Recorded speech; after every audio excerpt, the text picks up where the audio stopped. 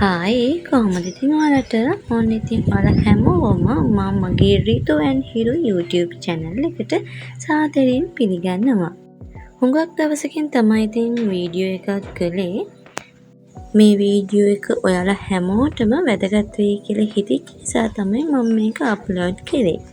මගේ චූටි දුවට මාස 3 ඉවරයි. අපි ඉතින් එයාට වෙච්ච බාරයක් තමයි දැන් මේ ඔප්පු කරන්න යන්නේ. ජයශ්‍රී මහ බෝධීන් වහන්සේටයි රුවන්වැලි මහසෑයටයි කිරිහාර පූජා කරන්න තමයි මම මේ උදෙන්ම නැගිට්ටේ. මේ වෙනකොට වෙලාව පාන්දර 4යි. ඉතින් මම උදෙන්ම නැගිටලා උදෙන්ම නෑවා. ඊට පස්සේ මේ විදිහට ඔලුවට රෙද්දකුත් බැඳගෙන මාක්ස් එකකුත් දාගෙන කිරිහාර හදන්න පටන් ගත්තා.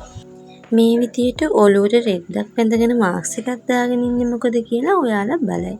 ඇත්තටම මුඛවඩම් දාලා ඔලුවට රෙද්දක් බැඳගෙන තමයි මේ වගේ දේවල් කරන්න ඕනේ.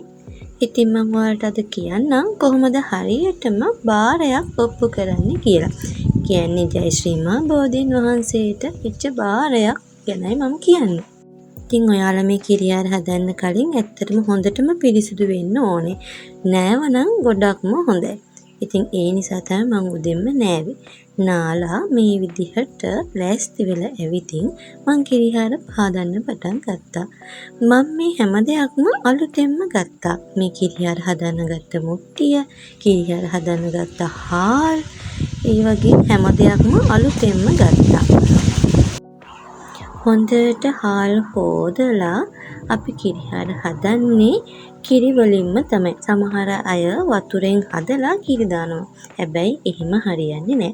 කිරි වලින්ම, ඒ කියන්නේ දිය කිරි වලින්ම හදලා හදන්න ලිපේ තියන්න ඕනේ. දැන් ඉතින් මම මේ විදිහට දිය මිටි කිරි ටික අයින් කරගෙන දිය කිරි ටික මුට්ටියට දාලා කිරිහාරක ලිපේ තියාගත්තා. අද මං කිරිහාර ಜಾති දෙකක් හදනවා. ජයශ්‍රී මහ බෝධීන් වහන්සේට සුදු කිරිබතුයි, රුවන්වැලි මහසෑයට පැණි කිරිබතුයි. ඉතින් බලන්නකෝ කොහොමද මම මේ දෙකම එකම මුට්ටියෙන් හදන්න කියලා. කිරිහාරක මෙහිම ලිපේ තියාගෙන පත්තු කරලා අපි කිරිහාර මුට්ටියට සාමාන්‍ය මෙන්න මේ විදිහට 3 පාරක් වඳිනවා. ඒක ඉතින් සිරිතක් වගේම හිතේ තියෙන භක්තිය.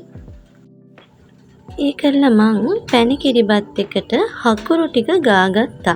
සාමාන්‍යයෙන් කිතුල් හකුරු දැම්මොත් නම් හොඳයි. ඒත් ඉතින් අනුරාධපුරේ ඉන්න අපිට හොඳ කිතුල් හකුරු හොයාගන්න විදිහක් නැහැ.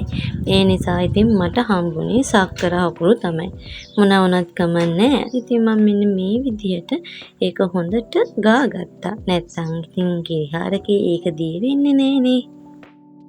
දැන් ඉතින් දී කිරියකින් ලිපේ තියාගත්ත කිරිබත් එක තැම්බිලා. මම මේකට දැන් මිටි කිරි ටික දානවා. හැබැයි ඉතින් මිටි කිරි ටිකක් ඉතුරු කරගෙන තමයි මම මේකට දැම්මේ. මිටි කිරි දාලා හොඳට කූරු ගා ගන්නවා.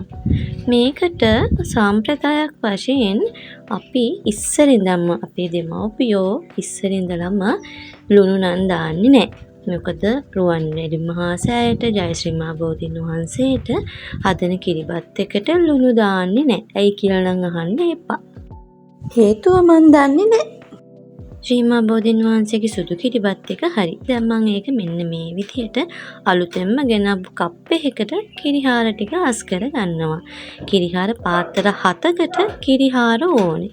ඒ නිසා මම මේ කප් එක පිරෙන්නම කිරිහාර දාගන්නවා.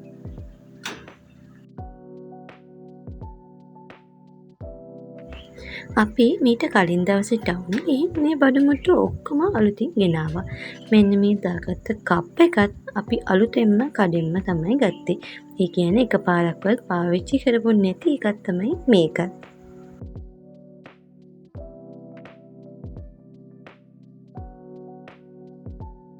ඒ කරලා ඒකේ පියන වහලා අරන් තියාගත්තා. ඒ කියන්නේ අපි අරන් යන කූඩේට දාගත්තා. දැන් මම හදන්නේ පැණි කිරිබත් එක හදන්න. ඒකට මම ගාගත්ත හකුරු ටික අර ඉතුරු කරගත්ත මිටි කිරි ටික දාලා හොඳට දිය කරගත්තා. හොඳට ඉතින් අත් හොදගෙන තමයි මේක කරන්න ඕනේ. ඊට පස්සේ අර ඉතුරු කරගත්ත කිරිබත් ටිකට මම පැණි කිරිබත් ටිකට දාන්න ඕන. ඒ කිරි ටික දාගෙන කූරු ගාගත්තා.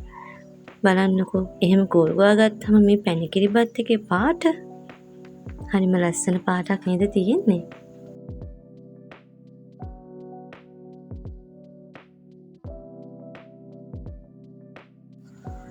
ඒකල්ල මම මේ පැණිකිරිපත් එක රුවන්වැලිසෑයට පූජා කරන පාත්තරයටම බෙදා ගත්තා.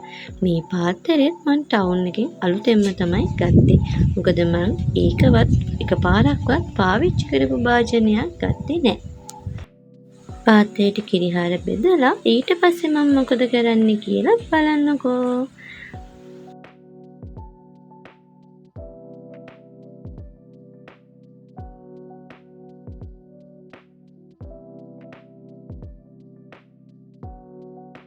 මේ තියෙන්නේ මං සරසගත්ත කිරිහාර එක. ඊට පස්සේ මම මෙන්න මේ විදිහට පළතුරු කපාගෙන වෙනම කප්පයකට දාගත්තා. මම පළතුරු වෙනුවට ගත්තේ ඇපලුයි දොඩුනුයි. දැන් සමහරව හිතනවා ඇති ඇපලුයි දොඩුනුයි පූජාවල තියනවාද කියලා. ඔව් සමහර අය තියනවා. ඉතින් මේ පාන්දර තියෙන පූජාවට හුඟක්ම අය මේක කරනවා.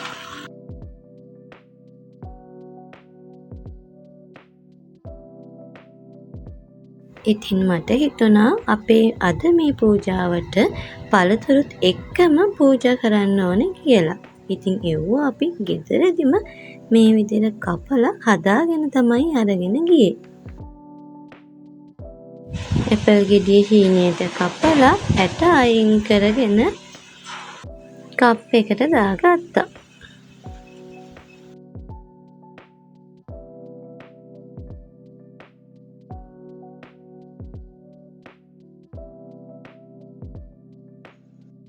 ඊට පස්සේ නාරං ගෙඩියත් මේ විදිහට සුද්ධ කරගෙන කප් එකට දාගත්තා. මේ තියෙන්නේ මං ඒ විදිහට හදාගත්ත පළතුරු කප් එක. තව මං අරන් යන්න ගත්තා කිරි, උණු පැන්, ඇල් පැන්, ඒව තියන්න ඕන ග්ලාස්, එතකොට ට්‍රේ එක, වහන වැවුම් කඩේ, ඒ හැමදේම ගත්තා. ඉතින් ඒ වීඩියෝ වෙලා නැහැ. මේ ඔයාලට දැන් පේන්නේ රුවන්වැලි මහා සෑය ගාව තියෙන රථගාල. මේ සෙනසුරාදා උදේ පාන්දර 5 විතර. බලන්නකෝ උදේ පාන්දර ඇවිල්ලා තියෙන සෙනග කොට. ඇත්තටම අපිට වාහනේ පාක් කරගන්නවත් ඉඩක් තිබුණේ නැහැ. ගොඩාක් එහෙට මෙහෙට ගිහිල්ලා තමයි අපි පාක් කරගන්න තැනකුත් හොයාගත්තේ. ඒ තරම් සෙනග ගොඩක් අද ඇවිත් තිබ්බා. අද විතරක් නෙමෙයි හැම සෙනසුරාදාකම ඉදාකම මේ විදියට රුවන්වැලි සෑයේ ශ්‍රී මහා බෝධිය ළඟ සෙනග ඉන්නවා. ඔය ඉස්සරහින් යන්නේ අපේ ලොකු උපාසක මහත්තයා. ඔන්න ඒ කූඩේ තමයි අපේ කිරිහාරක තියෙන්නේ. එයා කිරිහාරක එල්ලගෙන යන්නේ. ඒක ගොඩාක් බරයි.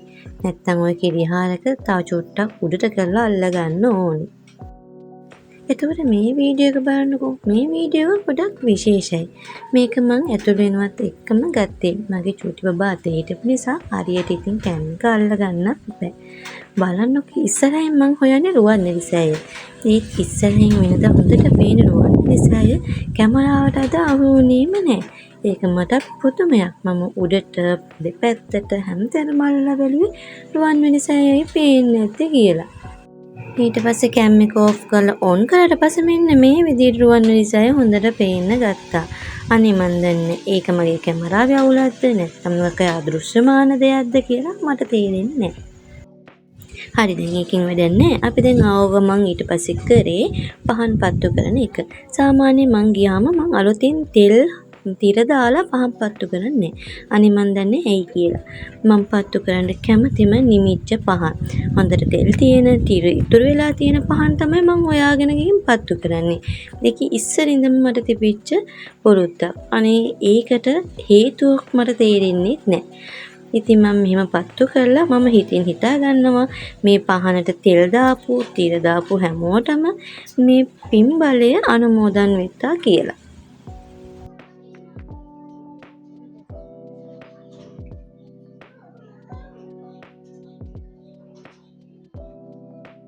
රුවන්වැලි සෑය වඳින්න ඉන්න ඔයාලා අනිවාර්යෙන් මෙතනට ඇවිල්ලා පහනක් පත්තු කරන්න. ඔයාලා තෙල් කිනාවේ නෑ, තිර කිනාවේ නෑ කියලා දුක් වෙවි උඩට යන්න එපා. ඉතින් මෙතන තියනවා තෙලුත් තියනවා, තිරත් තියනවා. ඔයාලට පුළුවන් පහන් පත්තු කරලා ඒ පින් එයාලට අනුමෝදන් කරලා ඔයාලට ලබා ගන්න. මං චූටි පපේවත් වඩාගෙන තමයි වීඩියෝ කරන්නේ. කැම් එක හෙල්ලෙන. සමහර තැන් පැහැදිලිත් නැති වෙයි. ඉතින් දැන් අපි කරන්න හදන්නේ අපි ගෙනාපු කිරිහාර එක ඒ දේවල් ට්‍රේ එකට තියලා හදාගන්න. ඉතින් දැන් අපි යන්නේ ඒවා හදන තැනට. මුලින්ම මේ ටේබල් ටික තිබුණේ මළුවේ. හැබැයි දැන් ඒ ඔක්කොම මළුවෙන් එළියට තියලා. ඒ කියන්නේ වැලි මළුවේ තමයි තියලා තියෙන්නේ.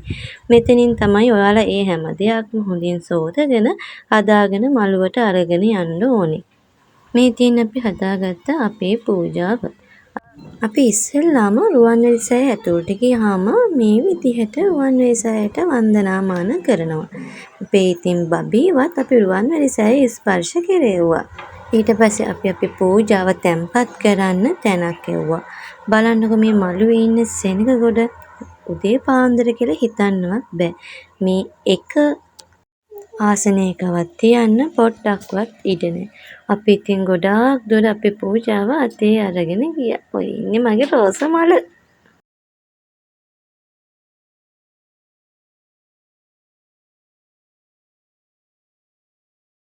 අපි පූජාව අරගෙන ගොඩාක් දුර ඇවිදගෙන ගියා. බටහිර දොරටුව කිට්ටුවෙන් තමයි අපිට පූජාව තැන්පත් කරන්න තැනක් හම්බුනේ. ඒ කියන්නේ ඉතින් තැනක් හම්බුනේත් නෑ. අපි තැනක් හදාගත්තා.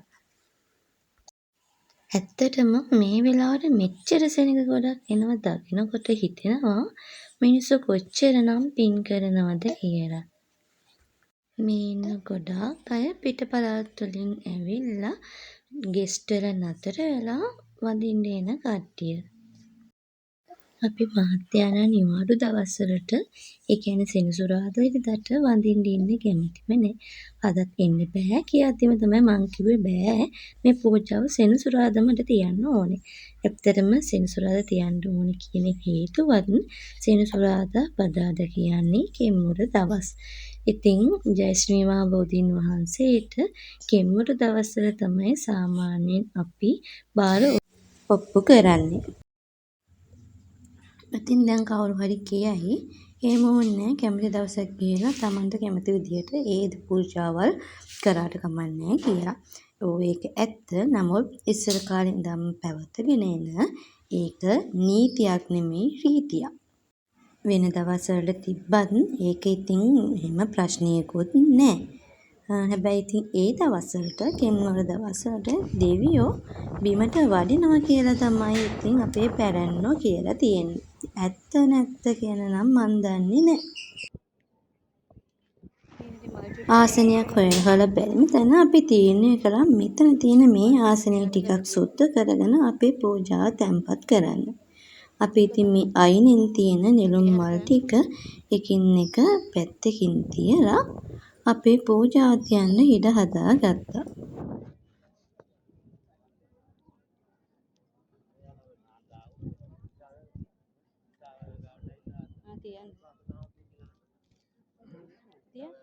ඊට පස්සේ අපේ මහත්තයා පූජාව මේ විදිහට තැන්පත් කළා. මේ තියෙන අපි හදාගත්ත අපේ කිරිහාර පූජාව. ට්‍රේ එකේ අරන් එනකොට කිරි ටිකක් නම් ට්‍රේ එකේ හැදිලා තිබුණා. ඉතින් මේ තියෙන්නේ අපි කපාගත්ත පළතුරු දොඩනුයි ඇපලුයි තියලා සරසගත්ත අපේ කිරිහාර පාත්‍රේ. මේකේ තව රටෙන් දී මුත්තරස් පලං ඒ දේවලුත් තියලා තමයි අපි සරසලා තියෙන්නේ.